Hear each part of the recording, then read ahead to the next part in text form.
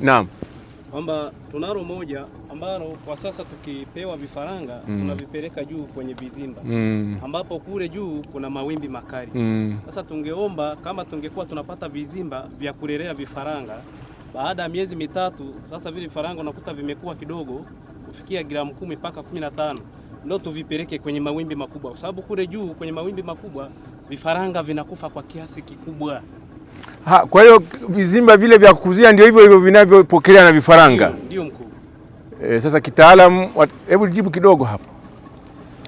Mheshimiwa, anachokisema kina ukweli. Huwa tunakuwa na preference ya kuweka kule vifaranga ambavyo ni vikubwa kidogo, lakini vifaranga hivyo huwa ni vyema vikalelewa eneo ambalo ni karibu na pale vinapopandikizwa, kwa sababu tukisema vikae kule ambako vinazalishwa, kuvisafirisha vitakufa.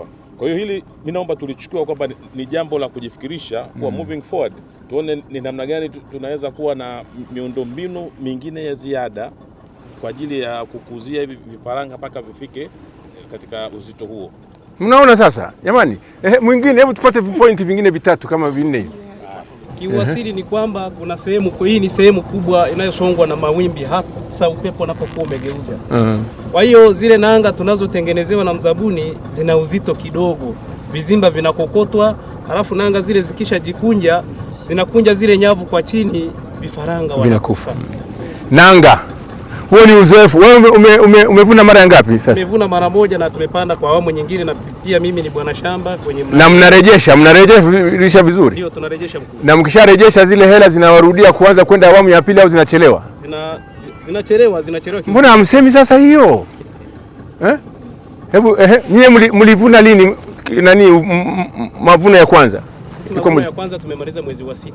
Mkarejesha shilingi ngapi? Tukarejesha milioni 82. Kati ya ngapi mlizotakiwa kurejesha? Hizo ambazo tulistahili. Mkarejesha kwa mpigo 82. Ndio mkuu. Mwezi wa 6, alafu mkarejeshewa tena kuendelea awamu ya pili mwezi gani? Mwezi wa 10. Mwezi wa 10. Ndio mkuu. Kwa hiyo wa 7 mmesubiri hora. Ndio. Wa 8, wa 9. Ndio. Na hela hizo zitakiwa zitoke wapi? TIDB. Kwa hiyo unawashauriji TIDB? Tunawashauri kwamba vizimba vinapokuwa vinakaa kwa muda mrefu, yani inakuwa kama inaleta changamoto, alafu pia uzalishaji unakuwa ni chini. Kwa hiyo tunapomaliza mavuno yetu na tunapoweka kule fedha kwa ajili ya marejesho, angalau hata ichukue wiki 2 tu tuwe tumepata tena mrejesho kwa awamu ya pili. Sasa mnaona jamani? Anapendekeza benki ambayo nayo inafanya biashara, ambayo wewe ukichelewa tu kulipa inakwenda kuuza godoro lako, na yenyewe pia isiporejesha kwa makubaliano na yenyewe, ama ichukuliwe godoro lake, au ikijua kama godoro litachukuliwa iwahi kukurejeshea. Tumalize mtu mmoja tu, njoo wawili, njoo. Kumbe mlikuwa mna baridi. Wewe Mheshimiwa Waziri, jamani wanamsoma wa wavuvi na wafanyabiashara, tusiwe na hofu. Ndio mbele yetu hapa ndio Mheshimiwa Waziri aliyepewa dhamana na Mheshimiwa Rais. Kwa hiyo hapa nazungumza kumwakilisha Mheshimiwa Rais kwenye uvuvi na mifugo. Litakalo nishinda mimi nampelekea yeye. Hata Mheshimiwa Waziri, mbunge wenu huyu analipeleka bungeni, analileta, mimi nalimaliza, likinishinda naenda kwa waziri mkuu likimshinda linaenda kwa rais. Kwa hiyo semeni yote hasa nyinyi ambayo mnaendelea na ufugaji ambao angalau mmeshaanza. Ndio. Naam, Mheshimiwa Waziri, asante sana. Kwanza nikushukuru sana kwa kuja kututembelea. Hii biashara ya ufugaji wa samaki haina hasara nusu, Mheshimiwa Waziri. Ukipata hasara ni hasara ya keji nzima. Kwa mfano, ukichungulia kule mtaenda kule baadaye, kuna hizi nyavu zenye rangi ya kijani. Kuna zile nyavu zenye rangi nyeusi. Inaonekana zimenunuliwa kwa producers wawili tofauti. Hizi zenye rangi nyeusi kwa kweli ubora wake ni mdogo mno. Ukiwauliza wafugaji walioko humu waliokwisha kupata hasara ya kuchanika nyavu zikiwa kule ni wengi. Binafsi tuna keji 7 kwenye kikundi changu. 2 zimeshachanika. Na zikichanika zinamwaga kila kitu. Zikichanika kule chini samaki wote wanaingia ziwani, huwapati tena. Unakuta umeweka vifaranga 12,000 kwenye keji, asubuhi unaenda kulisha havimo vyote. Kwa hiyo ni hasara kubwa. Halafu hapo benki inakusubiri tu, ukivuna inadai. Supplier wa neti, sijui hizo neti nyeusi alitoa wapi kwa kweli. Yaani supplier ni yule yule anayeuza nyeusi au ni masupplier wawili tofauti? Sawa. Sasa kwa kweli Mheshimiwa DC tumekuwa naye kwa karibu sana. Na mimi nimshukuru tu binafsi. Anatusaidia sana kwenye hiki. Lakini kuna vitu ambavyo hata yeye vinamzidi. Kwa mfano huyo tenda wa neti ameshapewa tenda, amekuja ametufungia keji, ameziingiza ziwani. Hazichaniki kwenye maungio, labda useme kwamba umeunga vibaya. Zinachanika yani sehemu ambayo ni clear kabisa. Maana inaonyesha kwamba hizi ni fake. Na zingine hazichaniki. Zingine hizi za blue yani hazichaniki. Nikichanika kwa bahati mbaya labda hiyo imekwaruzwa au ndio. Kwa hizi hata ukisema uzikague daily kwamba mtu anaelisha pale anazama chini ukagua. Mawimbi yakipiga usiku zinachanika, mkija asubuhi hakuna samaki. Hiyo hasara hata benki haijui namna gani ina recover. Kwa hiyo sisi tunachofanya mpaka sasa hivi ukikuta tukio kama hilo unachokifanya ni kuweka mtu anashona. Akisemaza kuishona ile, unaanza kutafuta namna wewe sasa kutafuta faranga kwa hela yako mwenyewe upande pale ambapo chakula tunacholetewa kinakuja kwa hatua. Vikiwa vidogo chakula chake kipo. Kadri tunavyokuwa na chakula kinabadilika. Unakuta umeshafikia stage ya chakula cha milimita 3.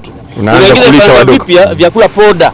Kuna chakula cha poda. Inabidi tena uingie mfukoni kwa hela yako binafsi utafute poda uje kulisha. Kitu ambacho kama huna hela una stack. Ikifika mwisho ukilipa mkopo haiwezekani. Kwa matatizo hayo wale kutajia wenzangu na hili ndio kuongezea yanatufanya tukose nguvu hata ya kurejesha huo mkopo mwisho wa siku. Sawa kabisa, tunalichukua ubora wa nyavu. Sawa. Lakini pia kuna wengine walikuwa wanasema hata makeji mwanzoni yale si ya mviringo ndio yalikuwa yanahimili upepo kuliko ya square. Yeye yako ni ya aina gani haya? Ni mchanganyiko. Lakini ipi linahimili zaidi? Duara zaidi, sio? Sasa na mimi mjue kabisa kwamba nimesha pita huko. Wewe mwekezaji utazungumza wa mwisho na mambo makubwa. Asante Mheshimiwa Waziri, nikushukuru. Mambo mawili tu ambayo ni changamoto naziona hapa.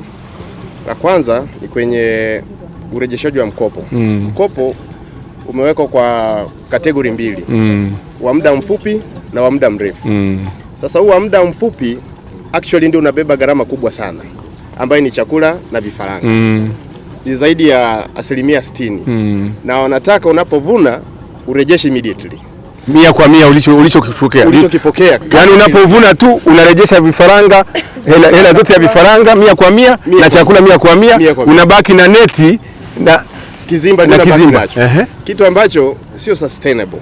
Sasa kwenye mkataba pale tunasaini kwamba tuna mkopo wa miaka 5. Lakini the real sense miaka 5 ni kizimba ambacho usipokuwa na vifaranga na chakula ni vyuma tu. Ni vyuma viko pale. Sasa nilikuwa naomba ushauri wako ni upi?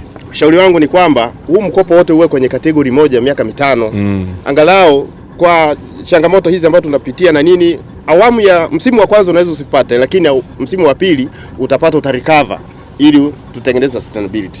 Lakini la pili Mheshimiwa Waziri, na la mwisho nje ya uwekezaji wa serikali, ili neno la uwekezaji, kwa mfano hapa Msoma mjini Mheshimiwa DC amefanya juhudi binafsi kutanisha na mabenki na mabenki wako willing kuwekeza kwetu. Ni juhudi ambazo amezifanya Mheshimiwa. Mpigieni makofi DC. Sasa unaenda benki wanakuambia okay fine, tumeshamuelewa DC na tumeshakubaliana kwamba tunawekeza kwenu. Sasa wanakuomba vibali vya kutumia eneo hili. Na sisi hapa utaratibu ni kwamba ni wa jumla. Sasa unapoenda kwenye kipengele hicho, kwenye checklist yao unakwama. Sasa nilikuwa napendekeza sasa kwamba utaratibu uwepo kama ni kibali ambacho tunaweza tukapata either ya jumla tuwe mentioned pale au ni cha mtu moja, angalau tunapoomba hicho kwenye kipengele hicho kisiwe kikwazo kwetu sisi kusaidiwa na benki, kukopesheka na taasisi za fedha kwa sababu tu hatuna kibali cha matumizi ya maji. Kwa hiyo wewe masuala yako yote mawili yako kwenye taasisi za fedha. Kwanza masharti ya urejeshaji ambayo mkopo wako ni wa miaka 5 na sehemu kubwa ya mkopo huo inabebwa na chakula pamoja na vifaranga.